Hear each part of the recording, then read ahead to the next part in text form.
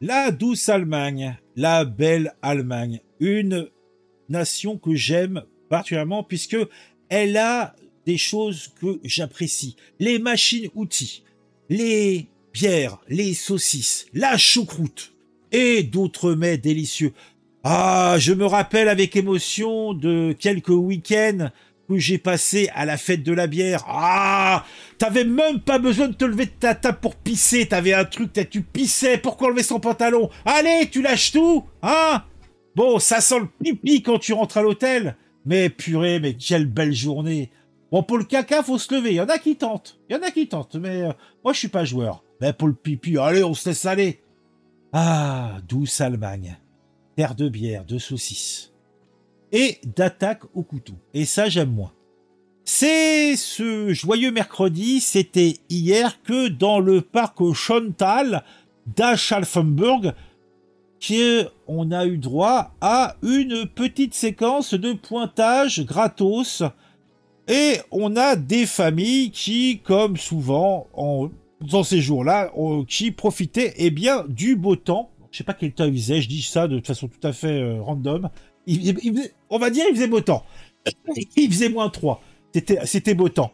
Donc, dans ce parc, il y a d'un coup un bonhomme qui arrive. Il se trouve que c'était un joyeux gris de 28 ans, de nationalité afghane, et se nommant Enemula. Enemula O. Ah, je connaissais pas ce prénom. Donc, Enemula a décidé qu'il devait être un héros dans cette terre qui se concentre sur la bière et la saucisse. Bon, sa tentative de devenir célèbre, résultat, 2 morts, dont un enfant de 2 ans et plusieurs blessés. Et moi je dis à Enamula, bravo l'artiste. Donc, la maréchaussée, je sais pas comment on l'appelle là-bas, donc les flics locaux ont rapidement coffré ce héros, mais ce n'est pas tout, puisque vous apprendrez avec plaisir et sans doute sans curiosité abusive que ce monsieur, comme souvent également en France, ce monsieur était visé par une obligation de quitter le territoire allemand. Alors, la question qu'à chaque fois on se pose, pourquoi était-il encore là? Mystère et boule de gomme. Le chancelier Olaf Scholz, lui, en a ras-le-bol de ces agresseurs venus trouver une protection. On le comprend. Mais en tout cas, c'est bizarre parce qu'en même temps, ce chancelier Olaf Scholz nous déclare qu'en fait, ceux qui sont contre l'immigration et l'expulsion sont aussi des gens pas bien. Donc en fait, on sait pas trop quoi penser. Mais bon, je suis un plaisantin, mais au-delà de la blague, cette histoire va vous rappeler peut-être une vérité simple. La violence gratuite, c'est comme la moutarde, ça commence à un moment à monter au nez.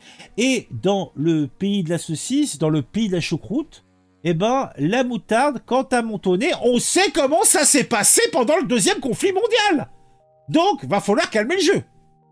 Alors, chers politiciens, pour éviter que les heures les plus sombres reviennent dans cette nation allemande apaisée, va falloir peut-être reprendre et revoir votre copie et trouver des solutions avant que d'autres vies de gentils Allemands ne soient fauchées.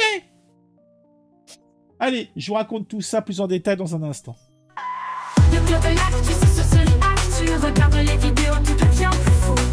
De ton avis et comment c'est cool. Chaque like, chaque abon, t'es pas seul dans la foule.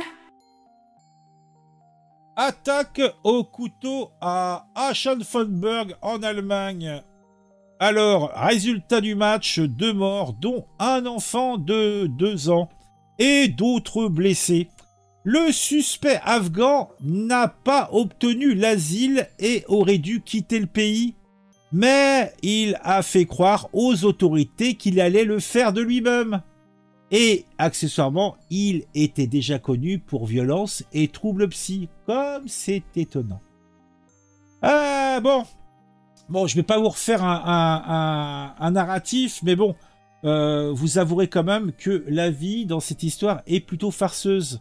Une fois de plus, on se retrouve avec un fait divers qui, eh bien, on pourrait se dire « Ah, mais je comprends pas comment cela a pu arriver. » On a un parc, on a des promeneurs, on a une journée qui s'annonce tranquille, et puis tout d'un coup, on a un type, il débarque tranquillement avec un couteau, et il décide de jouer les troubles fêtes.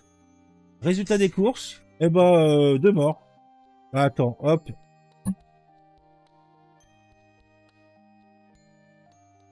Voilà. Donc, résultat, 2 morts. Ça fait plaisir? Bah non, ça fait pas plaisir. Ça fait pas plaisir.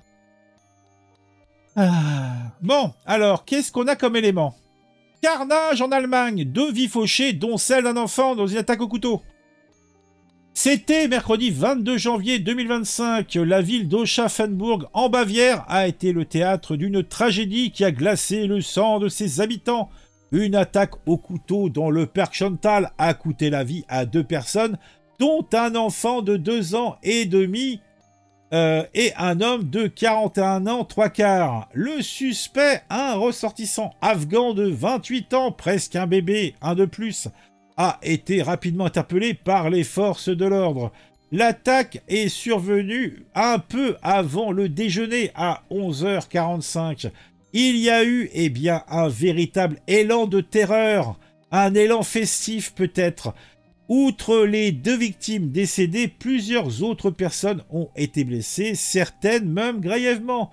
Les secours dépêchés sur place ont tenté de sauver les victimes, mais pour 2 d'entre elles, il était déjà trop tard. Le suspect se nomme Enemullah, il est afghan, il a 28 ans, il est connu des services de police, qui s'en étonnera. Il était sous le coup d'une obligation de quitter le territoire allemand, mais il n'avait pas été expulsé. Selon les premières informations, il souffrirait de troubles psychiques. Tiens, comme c'est étonnant. Cette attaque soulève encore une fois de plus la question sur la gestion des migrants en situation irrégulière en Allemagne. De son côté, notre bon chancelier Olaf Scholz a réagi à cette tragédie, exigeant des explications sur la présence de l'assaillant en Allemagne. Il a appelé à une enquête approfondie et des mesures immédiates pour éviter que de tels drames ne se reproduisent. La coalition au pouvoir avait déjà convenu de nouvelles mesures pour accélérer les procédures d'expulsion des demandeurs d'asile déboutés et des migrants illégaux.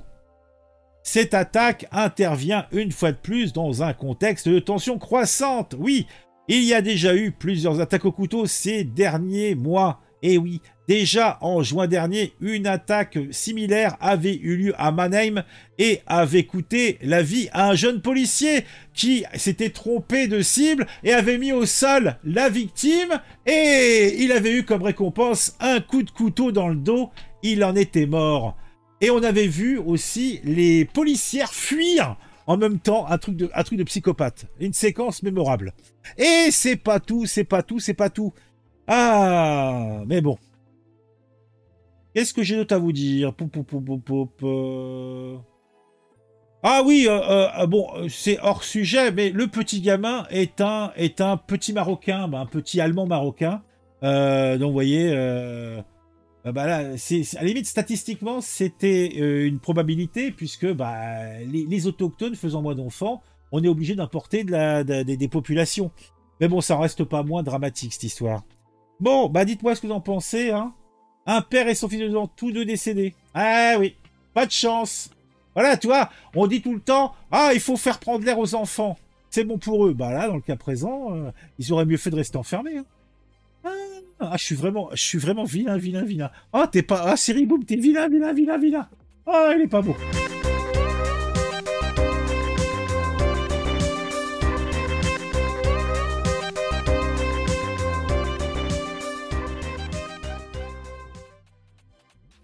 Bon, on va s'arrêter là. J'ai encore quelques articles que j'ai sélectionnés, mais j'ai la flemme. Et puis surtout, là, ça, vous avez entendu, il y a le téléphone. C'est mon associé qui, eh bien, me rappelle à l'ordre. Quoi, il est 10h30, tu n'es toujours pas au boulot. Ah, qu'est-ce que c'est ce bordel? Ah oui, c'est ça. Je suis qu'une victime du système.